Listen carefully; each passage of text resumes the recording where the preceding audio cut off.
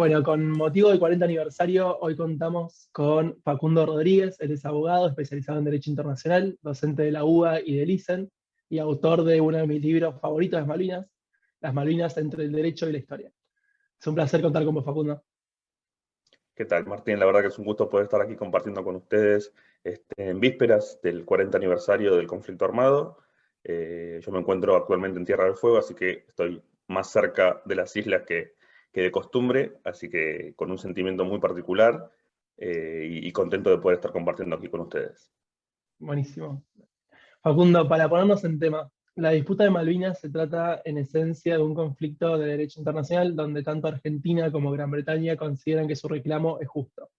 Nos gustaría que nos cuentes qué argumentos esgrimen las partes para poder decir esto. Bueno, tal cual como bien vos dijiste, la cuestión Malvinas es entendida así, ¿no? Como la disputa de soberanía entre la Argentina y el Reino Unido por las Islas Malvinas, Georgias del Sur, Sandwich del Sur y los espacios marítimos circundantes.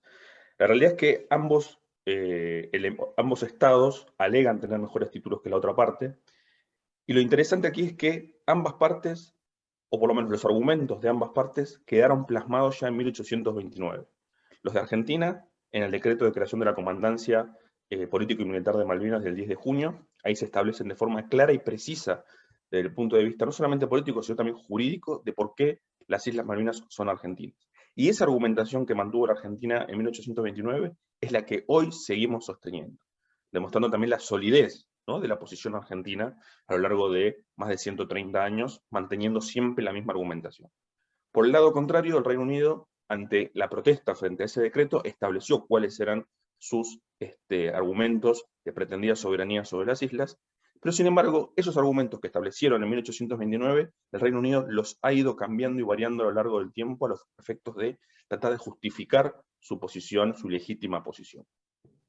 Por el lado de Argentina, los elementos básicos que establece la Argentina son que las islas son argentinas por el principio de sucesión de estados denominado uti possidetis iuris, es decir, que la Argentina hereda o heredó todos los territorios que correspondían a la antigua división administrativa donde se encontraba Argentina, que era el Virreinato del Río de la Plata, los hereda de España a la fecha de 1810, que es cuando la Argentina deja de reconocer a Madrid, a España, como su soberana.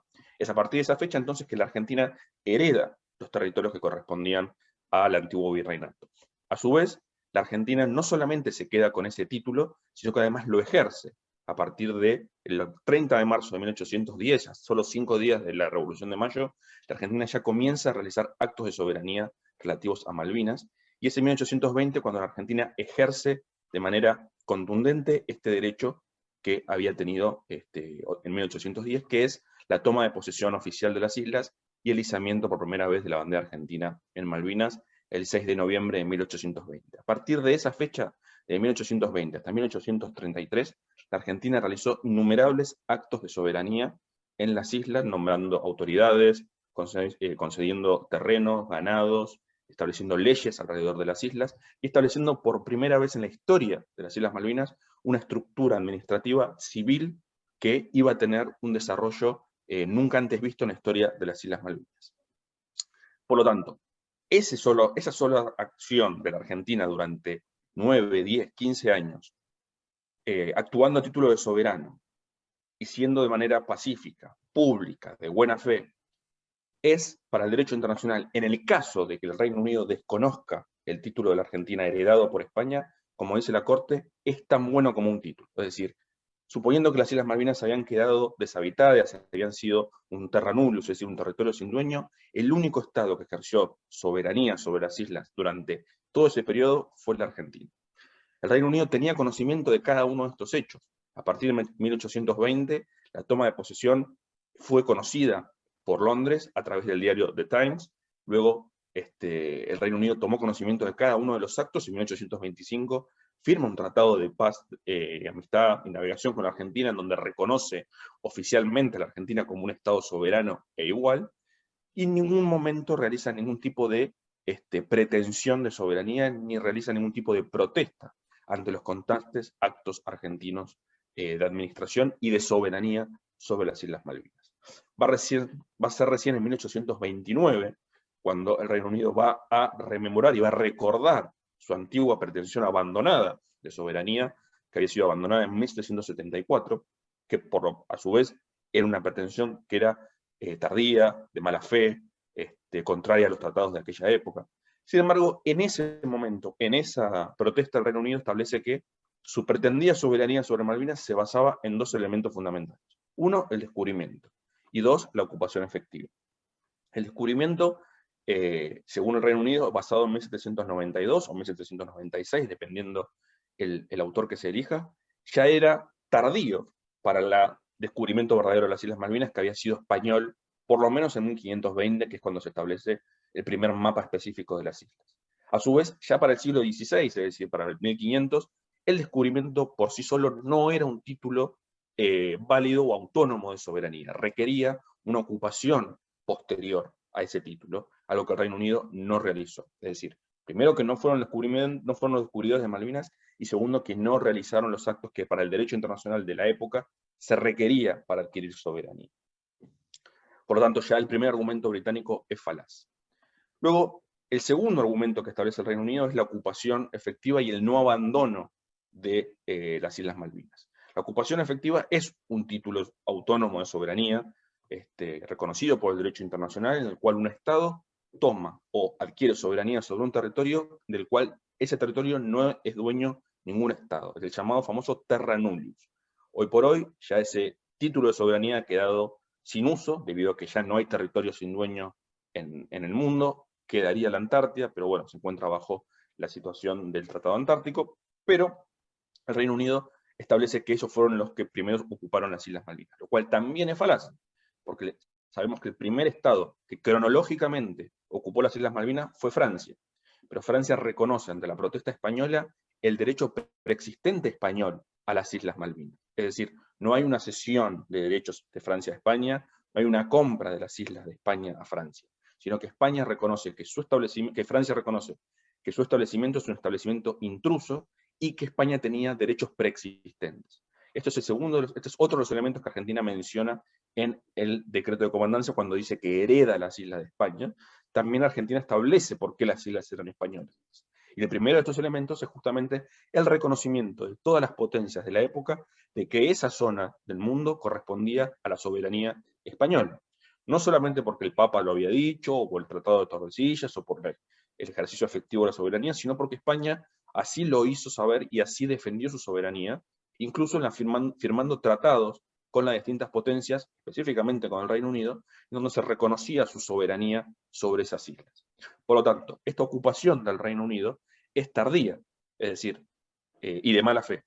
Tardía porque ya se encontraba, porque uno no ocupa efectivamente un territorio cuando ese territorio ya se encuentra ocupado físicamente por otro Estado, o cuando ese territorio ya es reconocido bajo la soberanía de otro Estado. Podemos ver, como dije recién, que ya estaba Francia presente, y además ese territorio ya era reconocido como español bajo la soberanía española. Por lo tanto, el segundo de los elementos del Reino Unido que establece para justificar su protesta también es de mala fe. Y esa argumentación del Reino Unido, como dije al principio, fue variando con el tiempo, luego avanzaron con una pretendida prescripción adquisitiva, es decir, adquirir la soberanía por el paso del tiempo. Es algo que el derecho internacional no reconoce de manera unánime, la existencia de la prescripción adquisitiva como título de soberanía. De hecho, la Corte Internacional nunca lo aplicó en las disputas de soberanía, pero así todo, suponiendo de que sea un título válido, el Reino Unido tampoco cumpliría con los elementos que los defensores de esta teoría establecen, que son el paso de determinado tiempo, no se establece cuánto es ese paso, pero que la posesión para poder adquirirlo tiene que ser pacífica y de buena fe durante este periodo de tiempo. La realidad es que nunca fue pacífica, porque la Argentina, desde el primer momento que el Reino Unido expulsa a las autoridades y a la población argentina de las islas en 1833, protesta ante este acto y nunca en 189 años consintió al despojo británico. Por lo tanto, nunca el Reino Unido podría haber adquirido la soberanía por este método. Y el último y el más moderno, importante, por así decirlo, es que alega el Reino Unido actualmente para evitar sentarse en la mesa de negociación con la Argentina, es la aplicación del pretendido derecho de libre determinación de los pueblos a la población de las Islas Malvinas. Este derecho de libre determinación de los pueblos es uno de los principios fundamentales del derecho internacional público que permitió a numerosos pueblos subyugados poder salir a la vida independiente. No hay una aplicación unívoca del principio de libre determinación de los pueblos, esto lo ha establecido la Corte de manera clara en la última opinión consultiva por el archipiélago de Chagos, y por eso además no hay una aplicación unívoca porque no toda comunidad humana establecida en un territorio determinado es igual para el derecho internacional. El derecho internacional por eso distingue entre minorías, ya sean étnicas, culturales, religiosas, las cuales tienen un conjunto de derechos colectivos e individuales, pero no tienen derecho de libre determinación. También divide o reconoce a los pueblos indígenas, que se les reconoce su derecho de libre determinación, pero solamente en su aspecto interno. Es decir, la posibilidad de poder perseguir el desarrollo social, cultural, económico. Pueblos. Pueblos desde el punto de vista jurídico, no desde el punto de vista ni sociológico, ni étnico, no hay una denominación subjetiva ni objetiva de pueblo, sino que es lo que establece el derecho internacional y son los únicos que tienen el derecho de libre determinación externa. Es decir, poder establecer cuál va a ser el destino del territorio en el que habitan en la órbita internacional, ya sea declarándose independientes, sea declarando una independencia, asociándose a un tercer estado, sumándose a formar parte de un tercer estado, o cualquier otro tipo de decisión jurídica de manera libre que elija ese pueblo. Fuera del ámbito de la descolonización, la regla general que establecieron los estados es que un pueblo, o sea, un estado tiene un pueblo. Es decir, todo lo que compone, toda la población que compone ese estado es el pueblo de ese estado. Por ejemplo, todas las minorías, todos los pueblos indígenas que componen a la Argentina son parte del pueblo argentino. Es el único pueblo reconocido por la Constitución Nacional. La mayoría de los estados reconocen la existencia de un solo pueblo dentro de su estado. Los casos atípicos o los casos excepcionales son aquellos estados que reconocen estar compuestos por más de un pueblo, como el caso de Kazajstán o Etiopía y otros, que admiten la posibilidad de que parte de su población puedan declararse independientes y dividir, digamos, esa parte del estado. Dentro del ámbito de la descolonización, que es lo que a nosotros nos interesa, debido a que las Islas Malvinas se encuentran bajo el proceso de descolonización, quien establece la existencia, quien tiene la capacidad para establecer la existencia de un pueblo distinto a la potencia colonial en el territorio determinado, es la Asamblea General de Naciones Unidas. Y la Asamblea General de Naciones Unidas y su Comité de Descolonización, en más de casi 50 resoluciones, nunca estableció la existencia de un pueblo en las Islas Malvinas, sino todo lo contrario, estableció, a su vez, al igual que Gibraltar, que la forma de poner fin a la situación colonial en Malvinas es a través de la negociación entre Argentina y el Reino Unido para poner fin a la disputa de soberanía existente en las Islas Malvinas. Cuando la Asamblea General establece o considera que hay un pueblo presente, ya sea en el ámbito de descolonización como fuera del ámbito de descolonización, como es el caso de Palestina, lo indica de manera precisa y recurrente. En el caso de Malvinas y en el caso de Gibraltar, nunca ha mencionado esta existencia.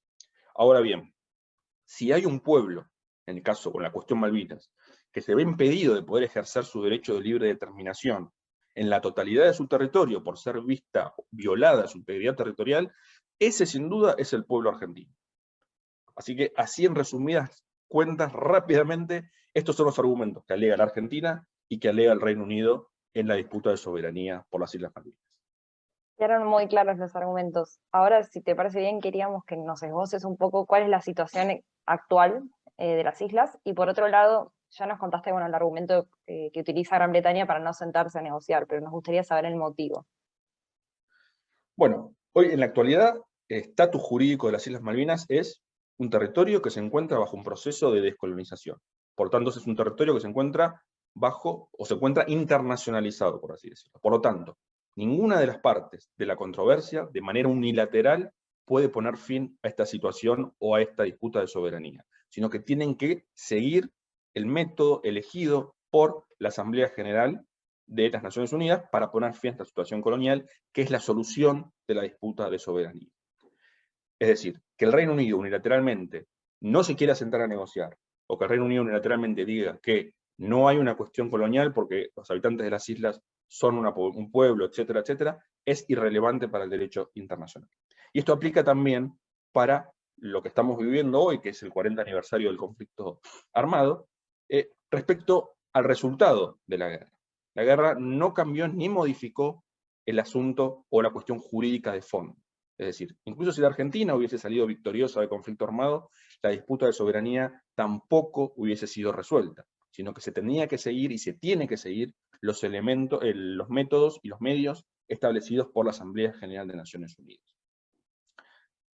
¿Por qué el Reino Unido no se quiere sentar a negociar?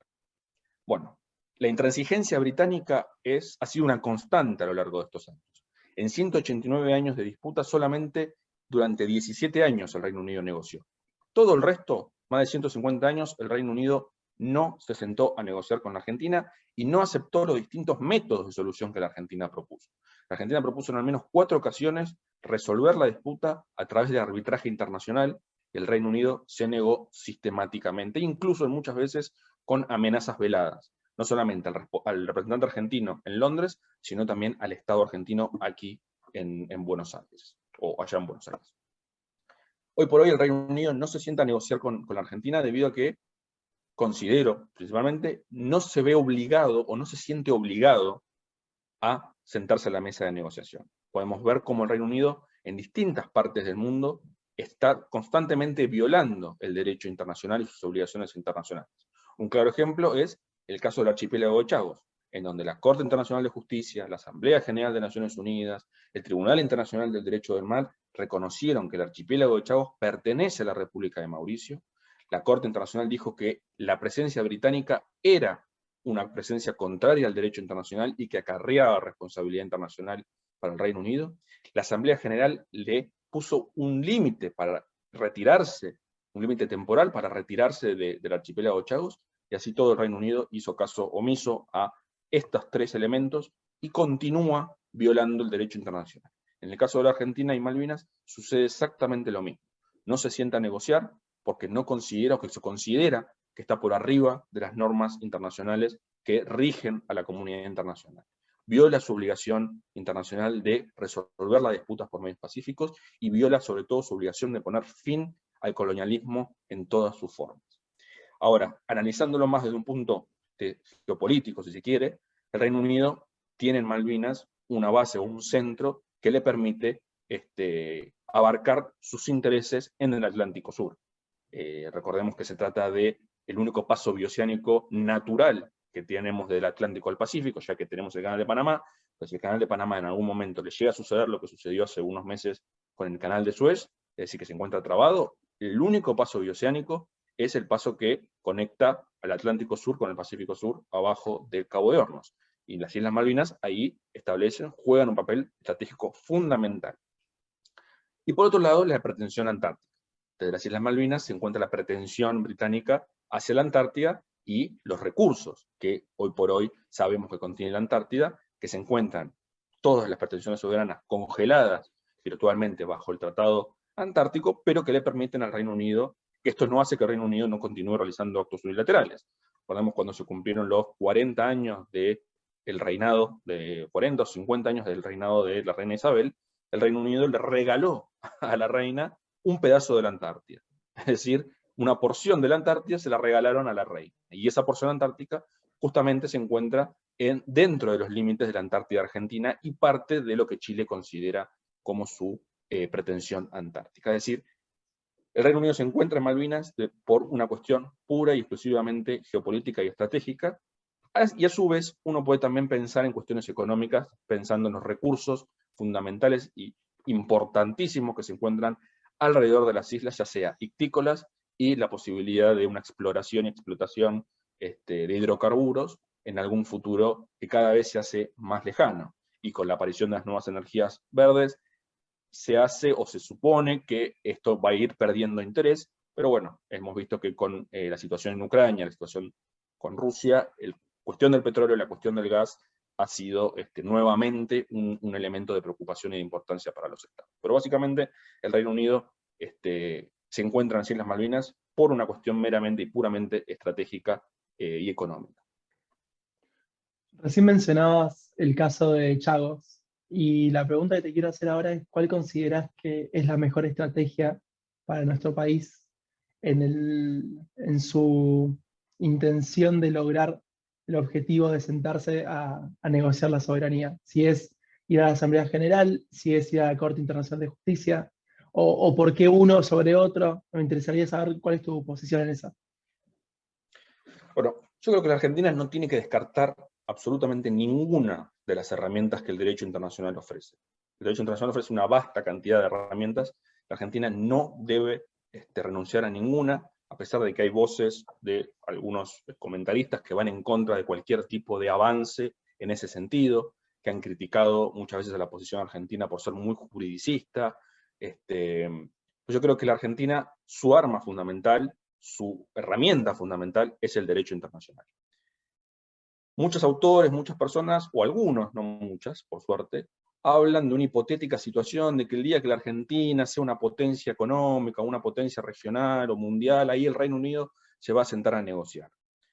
Esta situación, esta posición es una posición cómoda, porque patea la resolución del conflicto hacia el futuro, un futuro incierto. Es decir, pone en cabeza de nuestras generaciones futuras, nuestros hijos, nuestros nietos, que solucionen una disputa que tendremos que solucionar nosotros hoy. Estamos viendo, y hoy mañana se cumple el 40 aniversario de la irresponsabilidad de dejar abiertas las disputas de soberanía de manera indefinida. Lo mismo estamos viendo en Europa. ¿Qué pasa cuando se dejan abiertas disputas valga la redundancia, durante tanto tiempo? Chagos, Mauricio, es un claro ejemplo de lo que los estados que tienen disputas de soberanía deben, o por lo menos deben tomar como faro o ejemplo a seguir. No por la actuación o no por los elementos que Mauricio ha elegido, o el camino que Mauricio ha elegido, porque eso puede ir variando dependiendo de las circunstancias o la coyuntura mundial, sino cómo Mauricio aprovechó esa coyuntura para su favor, y cómo se mantuvo constante en su pretensión de soberanía, teniendo como único objetivo la solución de esa disputa de soberanía. A comienzos del año 2000, de la década del 2000, el Reino Unido le ofreció a Mauricio lo mismo que nos ofreció a nosotros en 1990, que es negociar los aspectos prácticos, es decir, las cuestiones de los recursos, cuestiones más relacionadas a lo económico, a lo medioambiental, y dejar la cuestión de la soberanía bajo un paraguas, un famoso paraguas de soberanía. La respuesta de Mauricio fue: nosotros queremos negociar la soberanía. Este paraguas, y ahí nos pone como ejemplo a nosotros, y se ha aplicado por ustedes con la Argentina por la cuestión Malvinas, justamente tuvo el efecto de negociar todo menos la soberanía. Nosotros no queremos eso, dice Mauricio, nosotros queremos negociar la soberanía. Por tanto, rechazó esa propuesta británica. Y así fue avanzando en distintas formas. Trató de avanzar en las negociaciones bilaterales, no tuvo suerte. Trató de avanzar en cuestiones multilaterales con el apoyo de la Organización de Estados Africanos, de la Unión Africana actualmente, no tuvo suerte. Trató de avanzar con la posibilidad de llevar el caso por vía contenciosa a la Corte Internacional de Justicia, tampoco tuvo suerte porque el Reino Unido cambió su cláusula de aceptación de la jurisdicción de la Corte. Sabemos que todos los estados pueden aceptar la jurisdicción de la Corte de manera automática y obligatoria, y hacer reservas a esa aplicación, o aceptar la jurisdicción de la Corte para caso por caso, o de aceptarla a través de un tratado o demás. El Reino Unido tiene una cláusula de aceptación de la jurisdicción de la Corte, pero solamente para casos que hayan sido o que hayan surgido a partir de 1984, y para casos en donde la contraparte no sea miembro del Commonwealth o no haya sido miembro del Commonwealth.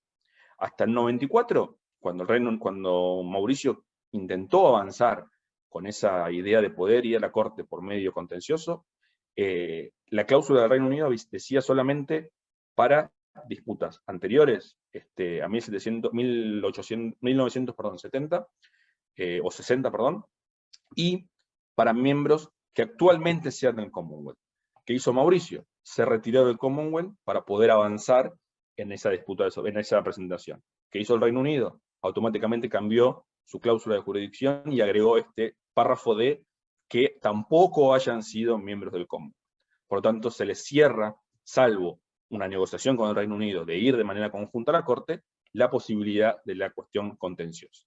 Entonces Mauricio siguió avanzando, siguió buscando otros métodos para solucionar la controversia, y avanzó por el medio del arbitraje en el marco de la Convención de Naciones Unidas sobre el Derecho del Mar, a través de un arbitraje relativo a un área marítima protegida que el Reino Unido había creado unilateralmente alrededor de Chagos, pero ese arbitraje, ese tribunal arbitral carecía de competencias para entender sobre cuestiones de soberanía.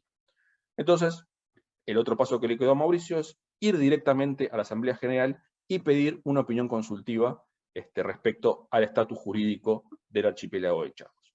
Avanzó, consiguió los votos en la Asamblea General, fue a la Corte y la Corte le dio la razón a Mauricio. Luego, esta opinión consultiva volvió a la Asamblea y la Asamblea, por 116 votos a favor y solo 6 en contra, estableció que Mauricio era el soberano de Chagos y que el Reino Unido debía abandonar el archipiélago lo antes posible. No solamente contento con eso, Mauricio avanzó incluso luego con sus delimitaciones marítimas en lo que respecta al archipiélago de Chagos, y tuvo un caso ante Maldivas, que es el estado que se encuentra con costas enfrentadas al archipiélago de Chagos, en donde el Tribunal Internacional del Derecho del Mar reconoció que lo que decía la Corte y lo que decía la Asamblea General era que el archipiélago de Chagos correspondía a la soberanía de Mauricio. De esta manera tuvo no solamente una opinión consultiva, una resolución de la Asamblea, sino también una sentencia del Tribunal Internacional del Derecho del Mar. Y unos podrán decir, bueno, pero el Reino Unido todavía sigue en las islas, todavía no se fue de Chagos, entonces mucho no sirve. No, la realidad es que sí sirve, porque cada vez más el Reino Unido se encuentra aislado en su posición. Incluso dentro del Reino Unido, los propios parlamentarios británicos han comenzado a presionar al gobierno de Boris Johnson para reconocer y para irse de Chagos por verse como una especie de paria internacional que está violando el derecho internacional. A su vez, Mauricio lo que logró es que su posición personal ya no sea la posición de Mauricio, sino que sea la posición de la comunidad internacional, la Asamblea General, en la Corte y en el Tribunal Internacional del Derecho del Mar. Por lo tanto, más pronto que tarde, el Reino Unido no le va a quedar otra situación que abandonar efectivamente el archipiélago de Chagos. Esto es lo que la Argentina debe seguir. Este es no el camino tal cual, porque eso puede ir variando, como dije al principio, según la coyuntura, pero esta es la actitud que la Argentina debe mantener. Una constante búsqueda para solucionar la disputa de soberanía, no para mantener únicamente vivo el reclamo. Porque muchas veces se escucha de, bueno, seguimos trabajando por el reclamo de soberanía. No, nosotros no queremos el reclamo de soberanía per se. Nosotros queremos solucionar la disputa de soberanía para que no exista un reclamo de soberanía. Nuestro objetivo, la manda constitucional que establece la disposición transitoria primera es recuperar el ejercicio efectivo de la soberanía sobre las Islas Malvinas, Georgia, Sandwich, etcétera, etcétera, etcétera, de conformidad al derecho internacional. No nos pone en cabeza del pueblo argentino mantener ad infinitum un reclamo, sino recuperar y poner fin a esta situación colonial. Entonces creo que la Argentina no debe descartar ninguna opción.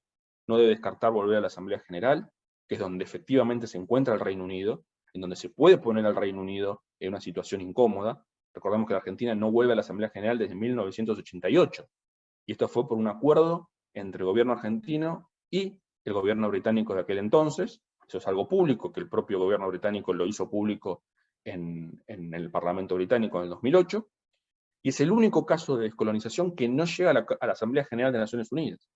Si bien desde el punto de vista jurídico no modifica no volver a la Asamblea General, porque la resolución 2065 es tan importante y sigue tan vigente como en aquel momento, sí es un caso, sí es fundamental la vuelta a la Asamblea General para volver a poner la cuestión Malvinas en el debate en la más alta esfera internacional, volver a poner incómodos al Reino Unido y volver a poner el debate en esa área, en donde están los 194 estados presentes y en donde el Reino Unido puede quedar de forma clara cómo se encuentra violando el derecho internacional. Es decir, creo que volver a la Asamblea General es un paso importante para retomar y romper la inercia y el status quo de estos 30, 40 años, que no hemos avanzado de manera concreta absolutamente nada en el ámbito internacional. En el ámbito interno, sí, hemos logrado por fin establecer las bases para una política de Estado. Pero en el ámbito internacional no le hemos logrado avanzar concretamente en la solución de la disputa, mientras que el Reino Unido continúa realizando actos unilaterales que van violando no solamente nuestra integridad territorial, nuestra soberanía, sino los recursos naturales de los más de 45 millones de argentinos. Bueno, Nosotros hacemos el podcast básicamente sobre Europa, entonces estamos obligados a hacerte la próxima pregunta, y es relacionada que en 2016 Gran Bretaña decidió irse o salirse unilateralmente de la Unión Europea. Queríamos saber cómo esto afecta a la cuestión de Malvinas. Bueno, es una pregunta muy interesante y fundamental además. Porque yo cuando me refería a las coyunturas, me refería exclusivamente a estas situaciones, ¿no? Estas situaciones que suceden inesperadamente y que la Argentina debe saber aprovechar. Que no, es famoso que no se nos pase el tren. Bueno, este es un tren muy importante. ¿Por qué? Porque al retirarse el Reino Unido de la Unión Europea, ya los países, los 27 países restantes de la Unión Europea, no están en cierta manera obligados a posicionarse junto con el Reino Unido. Malvinas ya dejó de ser un territorio de ultramar de la Unión Europea y pasó a ser únicamente autodenominado así por el Reino Unido. Por lo tanto, desde el punto de vista diplomático, desde el punto de vista político, la Argentina comienza con la Unión Europea, salvo España, que por cuestiones históricas el apoyo español ha sido constante, pero arranca, digamos, con foja cero. Es decir, comienza una nueva etapa donde el relacionamiento argentino y la búsqueda de nuevos apoyos en Europa va a ser fundamental. El trabajo de la Cancillería, el trabajo de nuestras embajadas en Europa va a ser esencial para recuperar aquellos apoyos que se habían ido desapareciendo, o por lo menos que se encontraban atados, ¿no es cierto?, a la presencia del Reino Unido en la Unión Europea. Y hemos visto a su vez el efecto que ha tenido el Brexit perdón por ser repetitivo, pero en el caso de Chagos.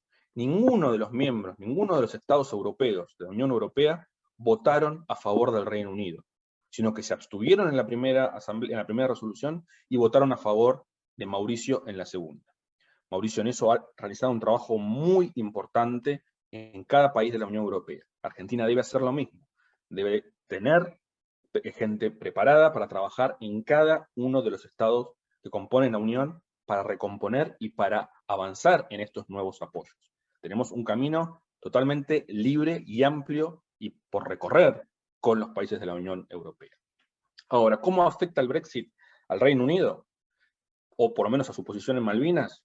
Bueno, ya hemos podido ver algunos esbozos, principalmente este político que les mencionaba recién, que es la pérdida de los apoyos a la posición británica, o por lo menos a esta situación, esta intransigencia británica, de hacer la vista gorda de, bueno, no presionamos al Reino Unido, lo dejamos ahí sin molestar. Esa pérdida es fundamental. Y el segundo elemento es un elemento económico. Hoy por hoy, o por lo menos hasta el 2016, el 40% de las exportaciones, el 80% de las exportaciones de pez, que es de la pesca, digamos, que es el principal producto de las islas, tenía como destino la Unión Europea. Y entraba a la Unión Europea sin ningún tipo de aranceles ni cuotas. Hoy por hoy, esos aranceles, ese ingreso, se ve limitado, y si no hay un acuerdo, que es lo que la Argentina debería trabajar para evitar que las Malvinas entren en algún tipo de acuerdo con la Unión Europea, van a tener que empezar a pagar los aranceles que establece la OMC. Y esto va a ser, en propias palabras de los pretendidos legisladores de la Asamblea Legislativa de las Islas Malvinas, una catástrofe económica para las islas. Y esto, sin duda, abre oportunidades, porque automáticamente van a empezar a girar y van a empezar a mirar al mercado latinoamericano como un mercado por excelencia, por la cercanía de las islas con el continente. Y hoy por hoy, todos los países latinoamericanos apoyan la posición argentina respecto a Malvinas. Y eso nos pone entonces en una posición de fuerza respecto al Reino Unido para poder negociar alguna situación que nos permita avanzar en un futuro en la solución, o por lo menos sentarnos a negociar o hablar de la soberanía, que desde 1981 no pasa. Entonces, este Brexit tiene dos tipos de implicancias. Las implicancias políticas, que la Argentina debe aprovechar. Tenemos todo un camino por delante para recorrer, y tenemos que hacerlo de manera inteligente, pero de manera constante y contundente. Y por otro lado, el capítulo económico, que sin pretender que la Argentina sea vista como el malo de la película, que busca ahogar a los isleños, que no les permite crecer, etcétera, etcétera. Todo lo contrario. La Argentina siempre se preocupó por los intereses de los isleños, pero ante esta situación la Argentina puede sacar provecho para poder lograr romper esa intransigencia británica. Pero bueno, deberemos ver cuáles van a ser los próximos pasos a seguir, cómo va a decantar esto. Sabemos que el Brexit es un proceso que aún no ha finalizado, si bien desde el punto de vista de los tiempos para la salida del Reino Unido de la Unión Europea sí, pero los territorios de ultramar han quedado afuera de esa negociación, por lo tanto, deberemos ver qué es lo que sucede a futuro con esas negociaciones, en donde la Argentina deberá aprovechar inteligentemente esa coyuntura de la que hablaba al principio, que es algo que no podemos dejar perder, ese famoso tren.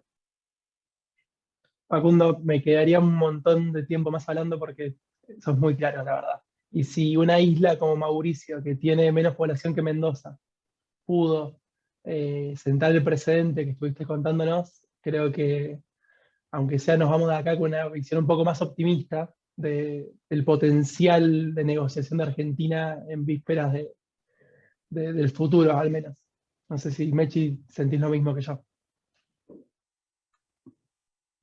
Sí, la verdad que sí, o sea, esbozó de manera muy clara cómo debería proceder Argentina, y si sigue el ejemplo, la verdad que mm, me parece una opción muy optimista. O sea, yo la verdad siempre pensaba más negativo, pero me hizo cambiar un poco el parecer.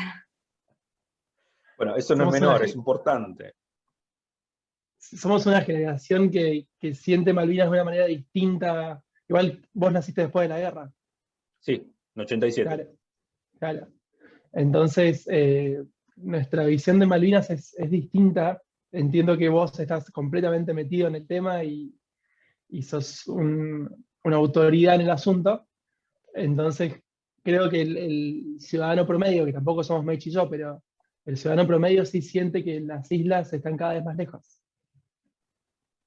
Sin duda, y la pregunta de siempre es, ¿para qué nos vamos a preocupar por las islas? ¿Para qué si todavía tenemos la Patagonia casi desierta? ¿Para qué nos vamos a preocupar por dos islitas allá a lo lejos y tenemos todavía todo el norte para trabajar y el centro? Y la respuesta es, ¿por qué? Porque es territorio argentino, porque los nacidos ahí son argentinos, y por los recursos que se encuentran en las aguas alrededor de las islas, son de los 45 millones de argentinos.